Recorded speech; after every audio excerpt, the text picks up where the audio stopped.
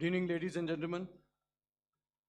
In the aftermath of the cowardly attacks on innocent tourists at Pahalgam in Jammu and Kashmir by Pakistani-sponsored terrorists on 22nd April, the Indian Navy's Carrier Battle Group, surface forces, submarines, and aviation assets were immediately deployed at sea with full combat readiness in concert with the Joint Operation Plan of the Indian Defence Forces.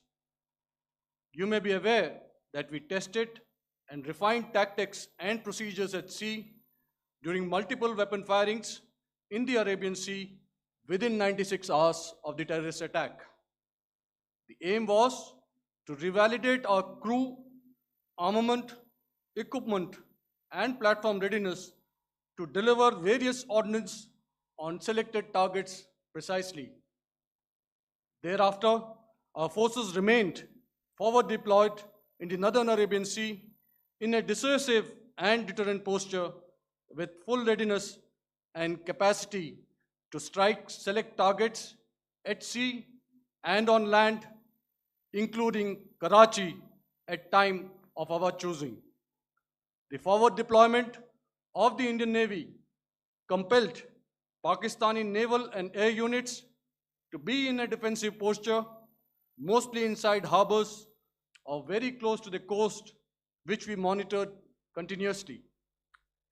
The Indian Navy maintained seamless maritime domain awareness throughout the duration and was entirely aware of the location and movement of Pakistani units. In effect, we had and continue to have good battle space transparency using our maritime domain awareness grid. As you are aware, our response has been measured, proportionate, non-escalatory, and responsible from day one. Accordingly, the calibrated approach considered all options, including the ability of the Indian Navy for offensive action from and at sea.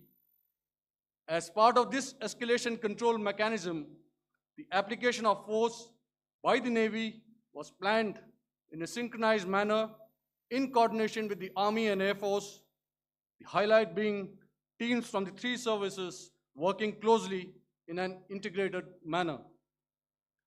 Along with the kinetic actions by the Indian Army and Indian Air Force, the overwhelming operational edge of Indian Navy at sea contributed towards Pakistan's urgent request for a ceasefire yesterday.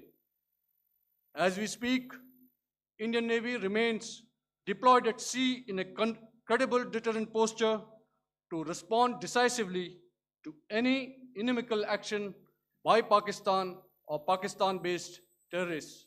Thank you. Samno Varna, Jai Hind. Now I'll hand over to Director General Military Operations for further proceedings. Ladies and gentlemen, on the 10th of May,